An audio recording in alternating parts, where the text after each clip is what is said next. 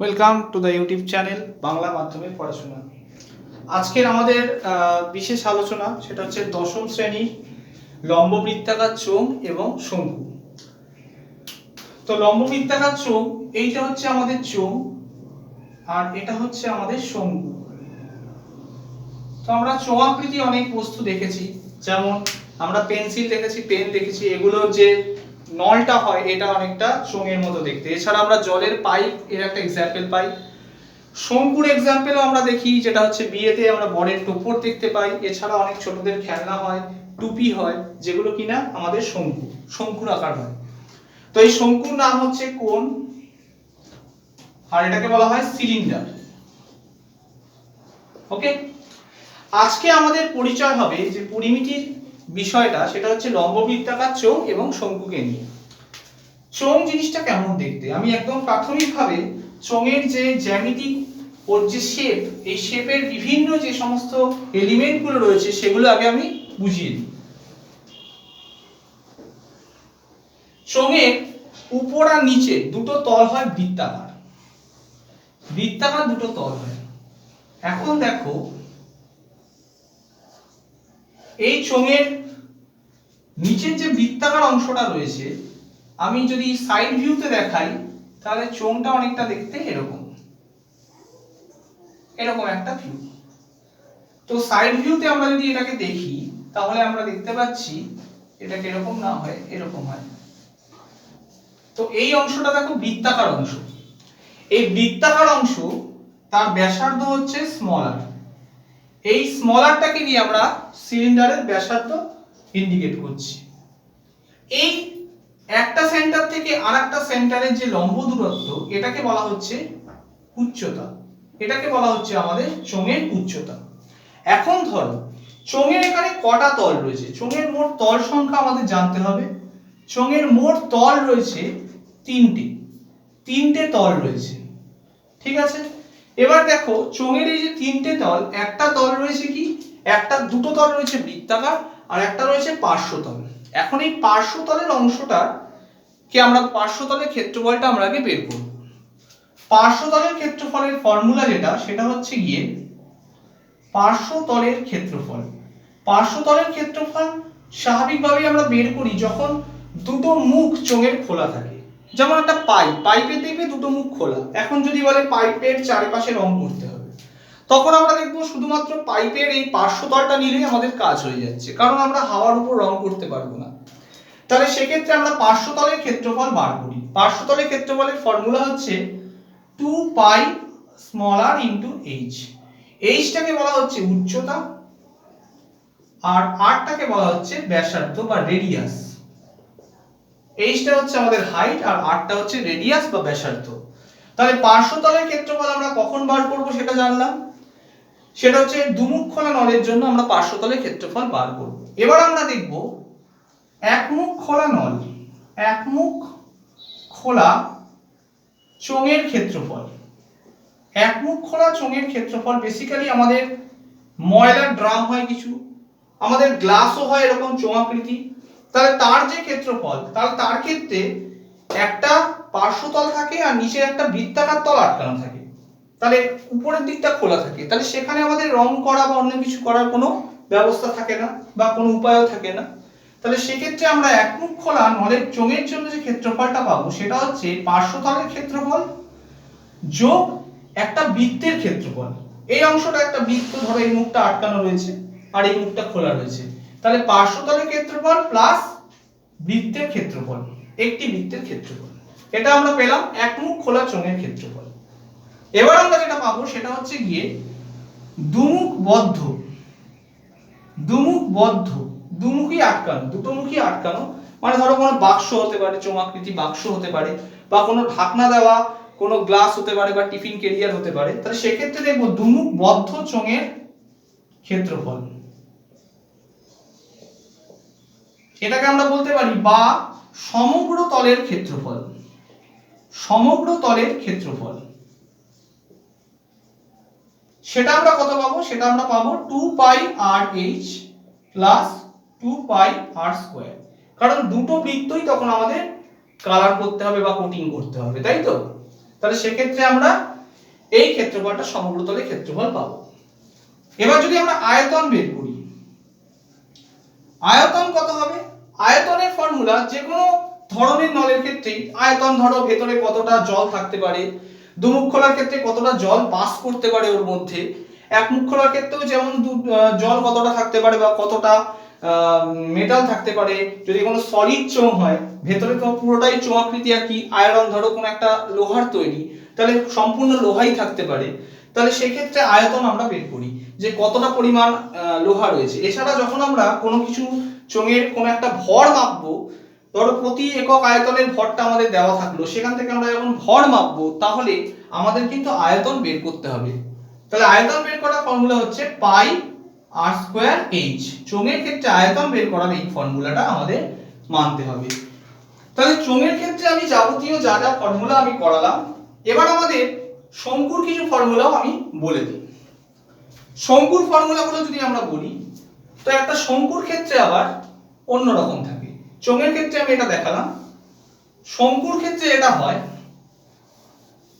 তাহলে তলের ক্ষেত্রে তল হচ্ছে তিনটে একটা চোঙে, পার্শ্বতলের ক্ষেত্রফল 2πrh, একমুখ খোলা চোঙের ক্ষেত্রফল 2πrh প্লাস পাই আর স্কয়ার, দুমুখ খোলা বদ্ধ চোঙের দুমুখ বদ্ধ চোঙের ক্ষেত্রফল বা সমগ্র তলের ক্ষেত্রফল, এটাকে আমরা বলি 2πrh প্লাস 2πr স্কয়ার, আর আয়তন হচ্ছে গিয়ে পাই আর স্কয়ার ইনটু এইচ। তাহলে এইটা আমরা পেলাম চোঙের যাবতীয় যা ফর্মুলা রয়েছে তাই। এবার আমি চোঙের আরো কিছু ফর্মুলা আমি যদি বলি, তাহলে ধরো এমন একটা চোঙ হলো যে ধরো এটা একটা চোঙ, এই চোঙটা এমন ভাবে তৈরি যার এইখানে মানে একটা ভেতরে একটা ব্যাসার্ধ রয়েছে, একটা বাইরের ব্যাসার্ধ রয়েছে, মানে চোঙের এই জায়গায় একটা মেটেরিয়াল থাকে। ব্যাপারটা ক্লিয়ার? মানে ব্যাপারটা ঠিক এরকম যে চোঙটাকে যদি আমি উপর দিক থেকে দেখি, এই একটা বৃত্তাকার তল রয়েছে, এই একটা বৃত্তাকার তল রয়েছে। এখন এই বৃত্তাকার তলের ব্যাসার্ধটা r1 আর এই বৃত্তাকার অংশটার ব্যাসার্ধ r2। মানে এই জায়গাটা আমাদের মেটাল ফিল করা আছে বা অন্য কোনো প্লাস্টিকের যে সমস্ত পাইপ হয় কতটা মোটা সেটা বলে দেওয়া থাকে, তো এই জায়গাটা ফাঁকা থাকে। তাহলে সেক্ষেত্রে আমরা যদি তখন চোঙের আয়তন বের করি, তখন সেটা কি হবে? তখন চোঙের আয়তন যেটা হবে সেটা হচ্ছে বাইরের যে একটা দুটো চোঙ আমরা কনসিডার করব, যে একটা চোঙের ভিতর আর একটা চোঙ আছে। তাহলে এই অবস্থায় যে চোঙের এই অংশটুকু, মানে যদি এইরকম অংশটুকুর আয়তন আমি ধরি, মানে যে সমস্ত জায়গা ধরো মানে ফাঁকা অংশটা বাদে ভরাট করা বা একদম সলিড অংশটা যদি আমরা আয়তন বিচার করতে হয়, তখন আমরা যেটা পাবো সেটা হচ্ছে পাই r2 স্কয়ার h মাইনাস পাই r1 স্কয়ার h। যদি আমি সেক্ষেত্রে মোট ভেতর এবং বাইরের ক্ষেত্রফল বার করতে চাই, তাহলে এক্ষেত্রে চোঙের ভেতরের এবং বাইরের ক্ষেত্রফল, ভেতর এবং বাইরের মোট ক্ষেত্রফল বের করতে চাই, সেক্ষেত্রে আমাদের ফর্মুলাটা কি হবে? আমি ভেতর এবং বাইরের ধরো সমস্ত জায়গায় রং করতে চাইছি, তাহলে কি হবে? আমাদের দেখো বাইরের গাত্রটা রং করতে হবে, ভেতরের গাত্রটা রং করতে হবে, ইভেন এই জায়গাটুকু মানে এই যে অংশটা, এই অংশটা রং করতে হবে, পিছন দিকেও আবার এরকম একটা অংশ রয়েছে সেটাকেও রং করতে হবে। তাহলে আলটিমেট আমি যেই ক্ষেত্রফলটা পাবো, তাহলে যেহেতু চোঙের বাইরের গাত্রের ক্ষেত্রফলের ক্ষেত্রে আমাদের পার্শ্বতলের ক্ষেত্রফল নিতে হবে বাইরের গোলকের জন্য, তাহলে সেটা আমি লিখব 2πr2h। এছাড়াও যোগ হবে ভেতরের গাত্রের জন্য 2πr1 ইনটু h প্লাস এছাড়াও যোগ হবে যেটা, সেটা হচ্ছে এইটুকু অংশ দুবার রয়েছে, দুটো রয়েছে। তাহলে আমি এইটুকু অংশের ক্ষেত্রফল যদি আলাদা করে ভাবি, তুমি ভালো করে খেয়াল করো যে পাই into r2 square minus r1 square হবে এই অংশটার ক্ষেত্রফল, মানে একদম দুটো প্রান্তের যে সলিড অংশটা রয়েছে তার ক্ষেত্রফল। তাহলে আমি দেখব এরকম দুটো পার্ট যেহেতু রয়েছে, তাহলে সেটা হবে 2 ইনটু পাই r2 square minus r1 square. এই পুরোটা হবে চোঙের ভিতর এবং বাইরের সমগ্র ক্ষেত্রফল। ক্লিয়ার? তাহলে এই পার্টটুকু আমরা চোঙের যাবতীয় ফর্মুলার বেসিসে পেলাম। এবার আমি শিখব শঙ্কুর কিছু ফর্মুলা, শঙ্কুর কিছু আলোচনা আমি করব এখন।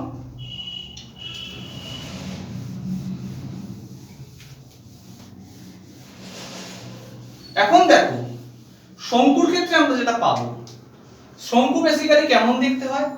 শঙ্কু দেখতে হয় এরকম। শঙ্কুর ক্ষেত্রে কি হয়, এই ভেতরের এই যে অংশটা মানে সলিড একটা পোরশন ধরো আমরা ভাবতে পারি, মানে এইরকম একটা জিনিস বড় হয়ে একটা শঙ্কু তৈরি হয়। ক্লিয়ার? তাহলে শঙ্কুর ক্ষেত্রে আমি যদি ভাবি, শঙ্কুটাকে একটু ভালো করে আঁকি, ঠিক আছে? দেখো শঙ্কুর এই উচ্চতা, এটাকে একটা উচ্চতা বলা হয়, এটা হচ্ছে এইচ, এটা হচ্ছে উচ্চতা। এই অংশটা সমস্ত ক্ষেত্রেই মানে একটা শঙ্কুর সমস্ত জায়গায় এই লেন্থটা কিন্তু সমান, এই দৈর্ঘ্যটা কিন্তু সমান থাকে। এই দৈর্ঘ্যটাকে আমি নাম দিলাম এল বলে। এটাকে বলা হয় ল্যাটেন্ট হাইট অথবা বলা হয় তির্যক উচ্চতা। এটাকে স্ল্যান্ট হাইট বলা হয় অনেক ক্ষেত্রে, বা ল্যাটেন্ট হাইট বলা হয়। এটা হচ্ছে তির্যক উচ্চতা। আর এই অংশটাকে বলা হয় ব্যাসার্ধ স্মল আর। এই অংশটাকে বলা হয় ব্যাসার্ধ বা স্মল আর। ওকে, এখন দেখো একটা শঙ্কুর ক্ষেত্রে মোট কটা তল থাকে? একটা শঙ্কুর মোট তল সংখ্যা হচ্ছে দুটো। শঙ্কুর একটা শীর্ষবিন্দু থাকে, চোঙের ক্ষেত্রে সেরকম কোনো শীর্ষবিন্দু কিন্তু নেই, কোনো একটা পয়েন্টে কিন্তু কোনো কিছু কনভার্জ করছে না, মানে পয়েন্টে গিয়ে শেষ হচ্ছে না। তো একটা শঙ্কুর ক্ষেত্রে একটা শীর্ষবিন্দু রয়েছে, তাহলে এক্ষেত্রে আমি শঙ্কুর শীর্ষবিন্দু কটা রয়েছে? শঙ্কুর শীর্ষবিন্দু রয়েছে একটি। ঠিক আছে, যেমন আমরা ঘনক যখন পড়েছিলাম, ঘনকের কটা শীর্ষবিন্দু ছিল? ঘনকের খেয়াল করো, ঘনকের ক্ষেত্রে শীর্ষবিন্দু ছিল মোট 8টা, 8খানা শীর্ষবিন্দু ছিল, 4টে কোণে 4টে, এরকম নিচে উপরে মিলিয়ে। তো এখন শীর্ষবিন্দু হচ্ছে একটি, তল দুটি, একটা হচ্ছে পার্শ্বতল, এই অংশটাকে বলা হচ্ছে পার্শ্বতল, আর নিচের অংশটা একটা বৃত্তাকার অংশ রয়েছে। তাহলে এক্ষেত্রে আমি যদি বলি, এটি বলা হলো যে পার্শ্বতলের ক্ষেত্রফল, বা কোনো খোলা শঙ্কুর ক্ষেত্রফল।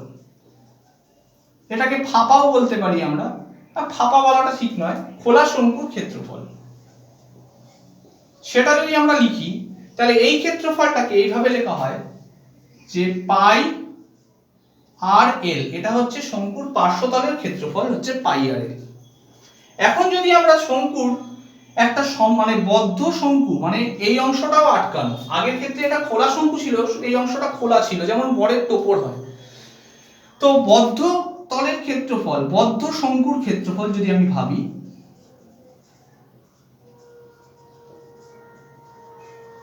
বা বদ্ধ শঙ্কুর ক্ষেত্রফল বা সমগ্র তলের ক্ষেত্রফল যদি আমি বলি, সমগ্র তলের ক্ষেত্রফল, এটা যদি আমরা বিচার করি, তাহলে সেটা হচ্ছে গিয়ে, দেখো একটা পার্শ্বতল রয়েছে এখানে, আর একটা বৃত্তাকার তল রয়েছে, এই অংশ একটা বৃত্তাকার তল রয়েছে, এই বৃত্তাকার অংশটার ক্ষেত্রফল হবে পাই আর স্কয়ার।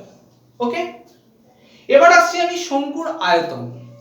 আমি যদি শঙ্কুর আয়তন মাপতে চাই, শঙ্কুর আয়তন কত হবে? শঙ্কুর আয়তনটা অনেকটাই চোঙের মতো, শুধু একটা 1/3 গুণ হয়, মানে 1/3 একটা গুণ থাকে। তাহলে শঙ্কুর আয়তন হচ্ছে 1/3 পাই আর স্কয়ার এইচ। এবার আমরা আয়তন তখনই বার করব যখন বলবে একটা শঙ্কুর মধ্যে কতটা লোহা আছে বা কতটা পদার্থ রাখা রয়েছে, এরকম একটা কোনো কেস হলে তখন আমরা শঙ্কুর আয়তন বের করব। এছাড়াও একটা ইম্পর্টেন্ট ফর্মুলা রয়েছে, যেটা হচ্ছে তির্যক উচ্চতার ফর্মুলা। আমরা দেখতে পাচ্ছি যে এই অ্যাঙ্গেলটা 90 ডিগ্রি, তার মানে এটা একটা সমকোণী ত্রিভুজ ফর্ম করেছে। তাহলে আমরা এক্ষেত্রে বলতে পারবো এলটা হচ্ছে ওর অতিভুজ। তাহলে এল স্কয়ার ইকুয়ালস টু লেখা যায় আর স্কয়ার প্লাস এইচ স্কয়ার, ভূমি স্কয়ার প্লাস লম্ব স্কয়ার। তাহলে তির্যক উচ্চতা যেটা হবে, তির্যক উচ্চতা যেটা এল হবে, এই এলটা হচ্ছে √r square plus H square. তার মানে আমরা বলতে পারি তির্যক উচ্চতা সমান √r ব্যাসার্ধ স্কয়ার প্লাস উচ্চতা স্কয়ার। এইটা আমরা পেয়েছিলাম একটা শঙ্কুর ক্ষেত্রে ফর্মুলা। শঙ্কুর ক্ষেত্রে আমরা যে কোনো ক্ষেত্রে আমরা শঙ্কুর আয়তন বার করব আমাদের যখন যখন যেরকম লাগবে, মানে আমাদের প্রবলেমস গুলো যেমন থাকবে। আমি এবার বেশ 2-3টি প্রবলেম নিয়ে আলোচনা করছি, 2-3টি অঙ্ক করালে তোমাদের কাছে ধারণাটা মোটামুটি ক্লিয়ার হয়ে যাবে। তো আমি প্রথমে শঙ্কুর ব্যাপারটা আরেকবার বলে দিই। শঙ্কুর ক্ষেত্রে মোট তল সংখ্যা হচ্ছে 2টি থাকে, এর শীর্ষবিন্দু থাকে 1টি। পার্শ্বতলের ক্ষেত্রফল বা খোলা শঙ্কুর ক্ষেত্রফলের ফর্মুলা হচ্ছে পাই আর এল। একটা বদ্ধ শঙ্কুর ক্ষেত্রফল বা সমগ্র তলের ক্ষেত্রফল হচ্ছে পাই আর এল প্লাস এই বৃত্তাকার অংশটুকুর ক্ষেত্রফল পাই আর স্কয়ার। শঙ্কুর আয়তন হচ্ছে 1/3 পাই আর স্কয়ার এইচ। এখন দেখো এই যে শঙ্কু এবং চোঙের আমি বেশ কিছু প্রবলেমস কিছু করাচ্ছি, সেটা নিয়ে আলোচনা করছি। আমাদের বলা হলো যে একটা বাড়িতে দুটো মানে যে কোনো বাড়ি বা কোনো মন্দির হলো বা কোনো স্মৃতিসৌধ হলো, সেখানে আমি কি করব, সেখানে আমি সেটাকে আমি প্লাস্টার করব বা তার চারিদিকে রং করতে পারি বা এরকম কিছু করতে পারি। তো ধরা হলো যে এরকম একটা বাড়ির 4টে থাম বানানো হবে। তো এরকম 4টে থাম যে বানানো হবে, এরকম এক একটা থাম এরকম হাইটে, এরকম একটা বাড়িতে 4টে থাম বানানো হবে। এরকম 4টে থাম বানাতে হবে, বা এটাকে পিলার বলতে পারি আমরা। এরকম 4টে পিলার যে রয়েছে, একটু বেঁকে গেছে, ঠিক আছে, এরকম 4টে পিলার আমাকে বা কোনো থাম আমাকে বানাতে হবে। এখন দেখো প্রত্যেকটা উচ্চতা কিন্তু h, প্রত্যেকের উচ্চতা কিন্তু h। আমি একটার জন্যই লিখছি, আর ব্যাসার্ধ হচ্ছে r। এই উচ্চতা এটা হচ্ছে h আর এই ব্যাসার্ধটা হচ্ছে r। ক্লিয়ার? এবার আমাকে যখন বলা হবে যে এই পিলারটা দাঁড় করাতে, এই থামটা বা এই স্তূপের মতো যে চোঙাকৃতি স্তূপ রয়েছে, এটা দাঁড় করাতে আমাদের কতটা গাঁথুনির মশলা লাগবে, আমাকে কি গাঁথতে হলে একে কতটা মশলা লাগবে। দেখো মশলাটা কিন্তু সমস্ত জায়গাটাই ফর্ম করবে, মানে ভেতর বাইরে পুরো জায়গাটাকে ফর্ম করবে। তাহলে এর জন্য আমাদের কতটা মশলা লাগবে সেটা যখন আমি বার করব, আমাদের কিন্তু আয়তন লাগবে। তাহলে ধরো আমাদের বলে দিল যে এই চোঙাকৃতি অংশটা রয়েছে, এই চোঙাকৃতি যে থামগুলো রয়েছে তার উচ্চতা বলে দিয়েছে, এইচটা বলে দিয়েছে আমাদের 5 মিটার। 5 মিটার হচ্ছে উচ্চতা, আর ব্যাসার্ধ 8টা আমাদের বলে দিয়েছে 1 মিটার।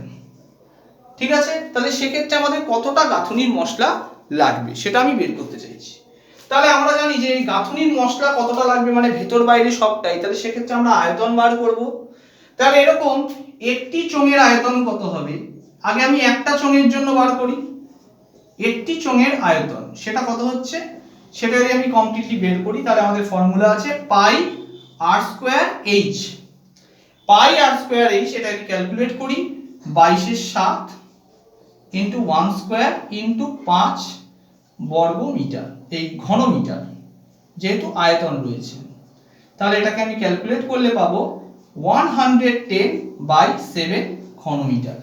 তাহলে আমাদের এক একটা পিলারের জন্য আমাদের কিন্তু এত ঘন মিটার গাঁথুনির মশলা লাগবে। তাহলে 4টে থামের জন্য আমাদের কতটা লাগবে না, আমাদের 4টে থামের জন্য মোট মশলা লাগবে, মোট যতটা মশলা গাঁথুনির লাগবে সেটা হচ্ছে গিয়ে 4 গুণ আয়তন করলেই আমাদের বেরিয়ে যাবে।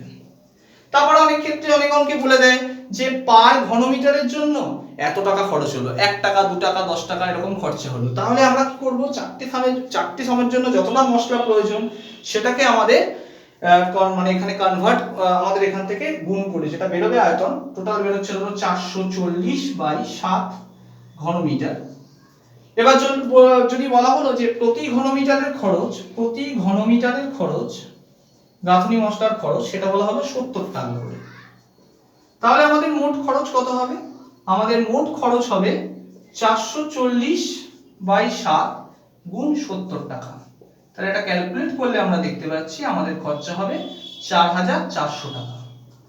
ঠিক আছে, তাহলে আমাদের মোট গাঁথুনির মশলা যখন বের করতে দেবে তখন আমরা এইভাবে বের করব।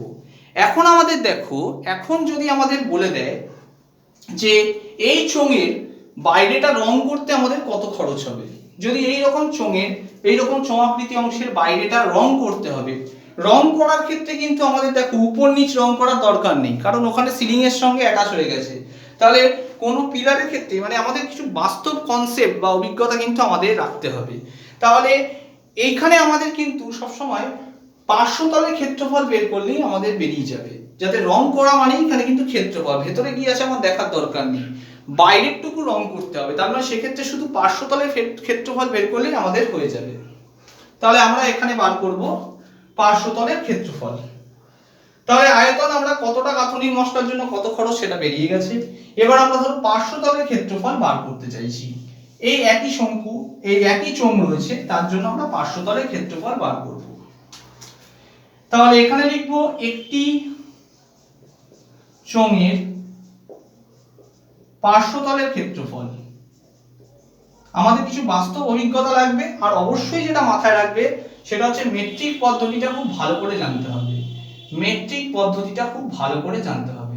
এই পদ্ধতি না জানলে কিন্তু এই ধরনের অঙ্কের ক্ষেত্রে ভুল হবেই।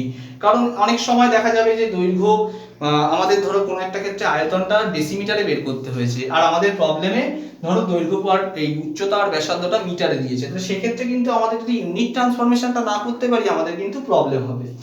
তাহলে মেট্রিক পদ্ধতিটা আমাদের খুব ভালো করে মাথায় রাখতে হবে। তো একটি চোঙের পার্শ্বতলের ক্ষেত্রফল যদি আমি বের করি তাহলে সেটার ফর্মুলা ছিল 2πr/h। তাহলে যদি আমি সেটা বার করি কত হচ্ছে 2 × 22/7, ব্যাসার্ধটা হচ্ছে 1 আর উচ্চতাটা হচ্ছে আমাদের 5।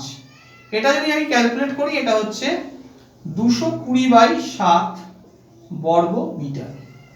তাহলে এক একটি থামের রং করতে হলে আমাকে 220/7 বর্গ মিটার রং করতে হবে।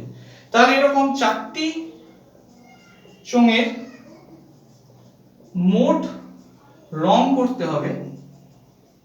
কতটা রং করতে হবে সেটা হচ্ছে 4 গুণ এই পার্শ্বতলের ক্ষেত্রফল, মানে 220/7 বর্গ মিটার।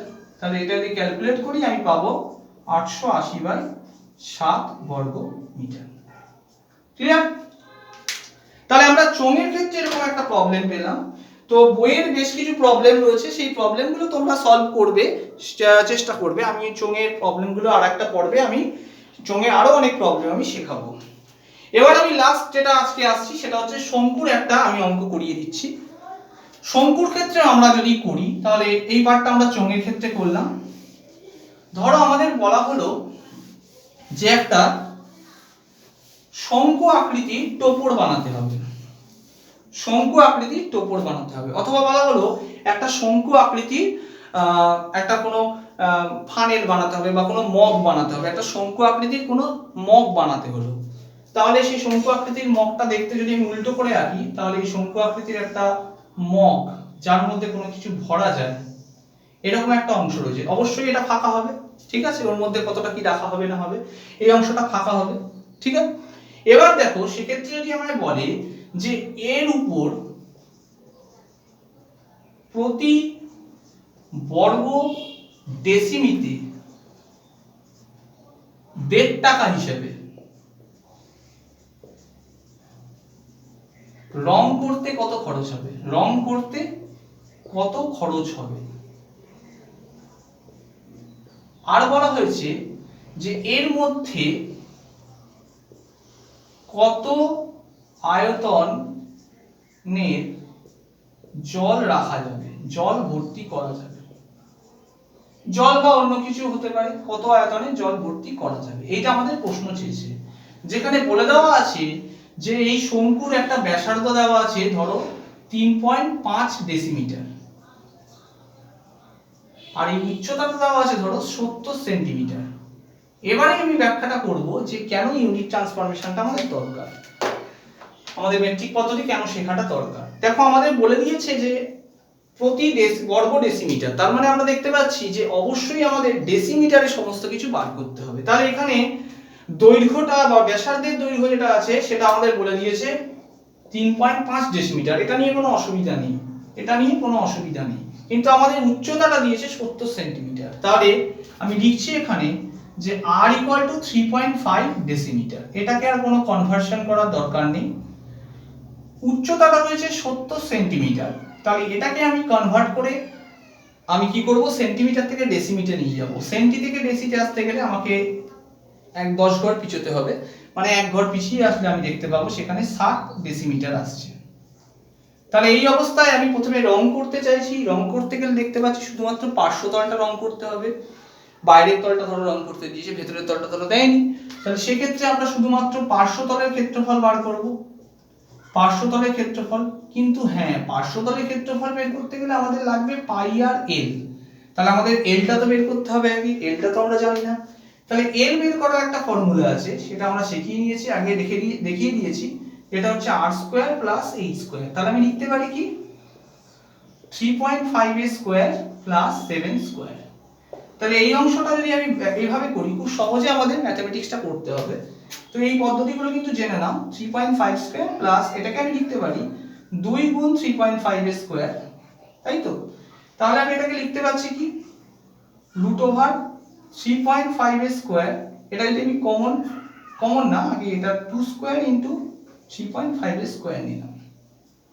তাহলে কি হলো, এখানে 3.5 স্কোয়ারটা কমন চলে গেল রুটের মধ্যে, ভেতরে পড়ে থাকলো 1 প্লাস 2 স্কোয়ার মানে 4।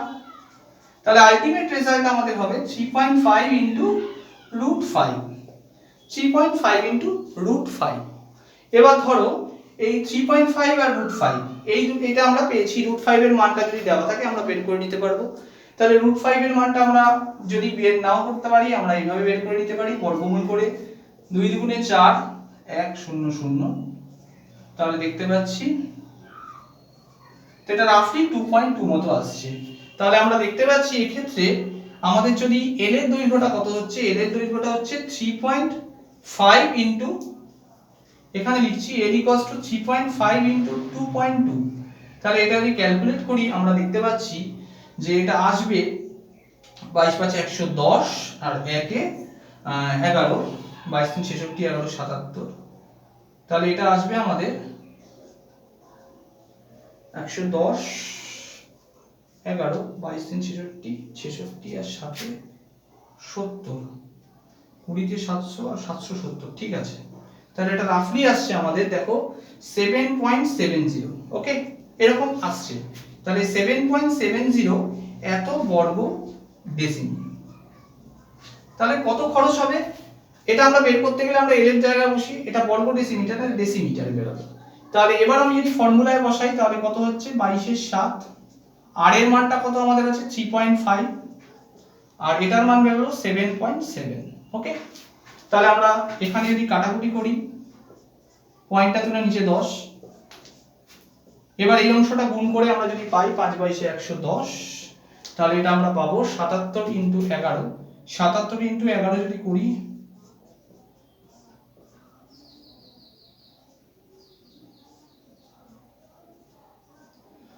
এইট 847, এই অংশটা গুণ করে আমরা পাবো যেটা, সেটা হচ্ছে 847 বর্গ ডেসিমিটার, ওকে। 847 বর্গ ডেসিমিটার, এটা আমাদের পার্শ্বতলের ক্ষেত্রফল বেরোলো। এবার এই পার্শ্বতলের ক্ষেত্রফলের সঙ্গে আমরা কি করব, এই 1.5 টাকা গুণ করে দিলে আমাদের রেজাল্ট পেয়ে যাব। তাহলে আমাদের খরচ হবে কত রং করতে, সেটা হচ্ছে 847 গুণ 1.5 টাকা। তাহলে সেটা যদি আমি ক্যালকুলেট করি, সেটা আমাদের চলে আসছে 847 কে 1.5 দিয়ে গুণ করলে 105 এর 5 10 60 10 এ 70 এর 0 হাতে 7 15 8 120 আর সাথে 127। তাহলে আমরা দেখলাম 1270.50 টাকা, এই টাকাটা আমাদের খরচ হবে, ঠিক আছে। তাহলে আমাদের দেখা গেল এই পরিমাণ টাকাটা এখানে খরচা হবে রং করতে হলে। এবার বলা হয়েছে যে এর মধ্যে কতটা জল ধরবে। তাহলে জল যখন ধরবে এটা আমায় বার করতে দিয়েছে, তাহলে সিম্পল এখানে আমাদের আয়তন বের করলেই কাজ হয়ে যাবে। তাহলে আমাদের তির্যক উচ্চতাটা এখানে লাগবে না। তখন আমাদের আয়তন বা যদি আমরা বের করতে চাই, তাহলে সেক্ষেত্রে আয়তন আমাদের কত হবে। তাহলে আমরা এখানে বলবো যে শঙ্কুর আয়তন, আয়তনটা মানে আমাদের ভেতরে কি কি রাখা হয়েছে তার উপর ডিপেন্ড করে, মোট কোয়ান্টিটিটা কত পরিমাণ, সেটা আমাদের ফর্মুলা ছিল কত 1/3 পাই আর স্কয়ার এইচ। সেটা যদি আমি করি তাহলে 1/3 ইনটু 22 এর 7 ইনটু 3.5 এর স্কয়ার ইনটু 7। এই গুণটা তোমরা ক্যালকুলেট করতেই পারবে যে 7 ইনটু 7 কেটে গেল, তাহলে এখানে 3.5 এর স্কয়ার, 3.5 এর স্কয়ার যদি আমরা করি, এটা দেখতে পাচ্ছি 2 আমরা যদি ক্যালকুলেট করি এটাকে পাবো হচ্ছে গিয়ে 20, আর ওদিক থেকে হচ্ছে গিয়ে তোমার 225 2 22 25 এরকম কিছু আসবে বোধহয়, আই থিংক। দেখে নিচ্ছি একবার। সরি, এটা একটু ভুল হয়ে গেছে। 3.5 এর যদি আমি স্কোয়ার করি, 3.5 ইন্টু 3.5 এর যদি স্কোয়ার করি, তাহলে ওটা হচ্ছে গিয়ে 10 মানে 1000 1225 হবে, 1225। তার মানে এটা হচ্ছে গিয়ে 12.25। তাহলে আমি লিখতে পারি 22 গুণ 12.25 বাই 3। এটা রাফলি ক্যালকুলেট করলে আমরা যদি পাই, তাহলে এটা আমরা গুণ করে এই 3 দিয়ে ডিভাইড করে আমরা যে রেজাল্টটা পাবো, এটা আমরা ক্যালকুলেট করে এখানে লিখে নেব। তাহলে এটা আমাদের বেরিয়ে যাবে শঙ্কুর আয়তন। আমরা যেটা গুণ করে এখানে যদি বের করি, তাহলে আমরা বের করেই দিচ্ছি যে 12.25, এটাকে যদি 22 দিয়ে গুণ করি, তাহলে এটা হচ্ছে 2450, এটা হচ্ছে 2450 5 9 6 2। এই অংশটাকে যদি আমি 3 দিয়ে ডিভাইড করে দিই, তাহলে হচ্ছে তোমার 3 দিয়ে ভাগ করলে 3 8 24, 2 9, 3 9 27, 2 5, 3 8 24, 1 0 3, মানে 89.83 ঘন ডেসিমিটার। এবার আমরা জানি যে একটা জিনিস মাথায় রাখবে, 1 ঘন ডেসিমিটার আয়তনের মধ্যে 1 লিটার জল ধরে। তাহলে 89.83 ঘন ডেসিমিটারের মধ্যে কতটা জল ধরবে? এটা হচ্ছে 89.83 লিটার, এত লিটার কিন্তু জল ধরবে। মানে 1 ঘন ডেসিমিটার আয়তন, এর মধ্যে কতটা জল থাকতে পারে? 1 লিটার জল থাকতে পারে।